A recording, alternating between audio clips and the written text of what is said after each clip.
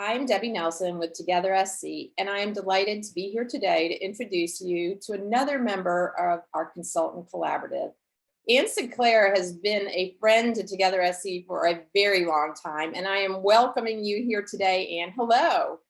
Hi, thank you very much for having me, Debbie. I do appreciate all that Together SC does for nonprofits in our state. I value everything you do, so thank you very much. Oh, you're welcome. And you are here representing Anne Sinclair Consulting. And, I've done some reading about you on your website, but I'd love to give you the opportunity to tell us a little bit about what you do. You have so much experience in the nonprofit sector and you're an expert in a lot of things. Can you share with us what it is that you like to do and what you've been doing over the years? Thank you. I did serve as an executive director for close to 10 years. And then I joined a group called Resource Associates Incorporated. And we're a women-owned training and consulting business. We closed in 2021 due to retirement, and I decided I had some life left in me. And so I formed Anne Sinclair Consulting, and it has worked very well. My focus has always been nonprofit organizations, as you said. I see them as essential to the community's well-being. My role is, what I like to do is to provide consultation and support in the area of governance, strategic planning, resource development, individual coaching, and transition coaching. So this leads me to the question, just what you described. You see a lot of change go on in organizations. You see a lot of transitions. And I know that our listeners would be interested in some of your tips and tricks, some of the tips about how to make a smooth transition when you're going through change. What are some things we need to think about, or they need to think about, to make sure it goes smoothly? Because we've seen so many rocky changes that have occurred. So what are some of your tips? So I think we like to envision nonprofits as sort of everybody moving towards the vision and the mission, and the board doing its part, the executive director and the staff doing their part, and everybody's pulling together, which is true. But underneath that, there are all sorts of changes taking place, all sorts of transitions. Some of the major ones are when an executive director leaves and a new one comes in, or it could be an interim. So you have several transitions there.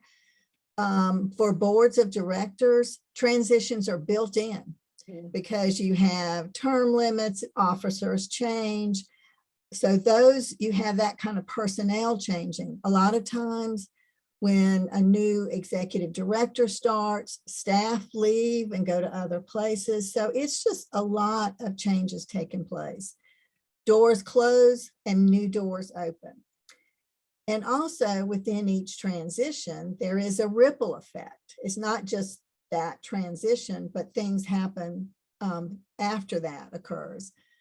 So nonprofit leaders have to negotiate and navigate transitions all the time, whether it's a major transition or a relatively small transition.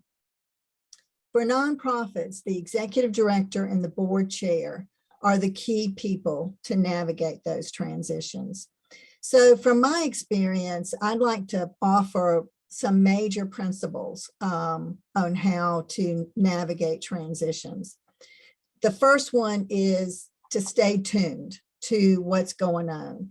Pay attention to what staff and board members say, encourage them to talk through it, to really pay attention. I think one thing that's kind of helpful, and this sounds a little hokey, but for the director or the board chair, whoever is navigating this, to write down the transition that's taken place and then think through, all right, think of the people in the circle, who's going to be affected. What do you think their response is going to be? How do you want to do it? What are some of the ripple effects? I think by writing it down in some kind of a chart format, or, where you have a circle and the lines coming out, whatever works, I think that helps think through what to expect and what to be ready for.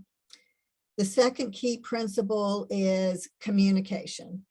We think of that as, okay, that's a non-brainer, but sometimes that can be a challenge. There's uncertainty creates discomfort. We have so many ways to communicate with people now when a transition occurs. What is the best way to communicate? Is it text? Is it email? Is it voicemail? Is it a phone call? Is it in person? Is it an individual discussion or a group discussion? My recommendation is, in order to make sure you are communicating as clearly as possible, to ask people. Don't just assume that email is the best way, because with the click of a button, you can let everybody know what's going on. Just because that's easy for you doesn't mean that's the best way to communicate with people. So ask, check in with board members, staff members, what works. The third principle I would suggest is to allow breathing room.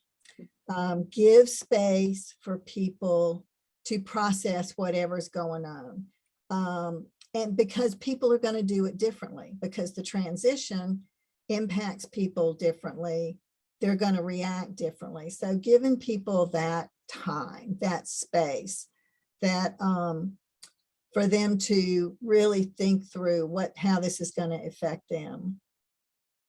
The fourth principle is to utilize the time to explore new ways of doing whatever that happens to be. And for me personally, this is the creative time. This is the fun part, because this is a time to look at how we've been doing things, what we want to change, how can we maximize the strengths of our senior staff members, of our long-term board members, and bring in new people, whether they're on the board or staff, and utilize them. Do we completely toss things away, or do we modify them? And you've got to get to this point, but to me, this is the point that really, where people get their kind of juices flowing to really make a difference. And the last one I would suggest is to mark the success in some fashion. We welcome new executive directors by receptions. We have board orientations. So we welcome people in. That's a transition, but we don't always celebrate or mark that here's our 1 year point, or we were going through this transition, and pat ourselves on the back. We made it and everything is working well. So it doesn't have to be fancy, but have some way of marking the success that you've made. So the reality is, transitions happen all the time in nonprofits. The executive directors and the board chairs are key in navigating those transitions. And there are some basic ways to navigate them and work them together.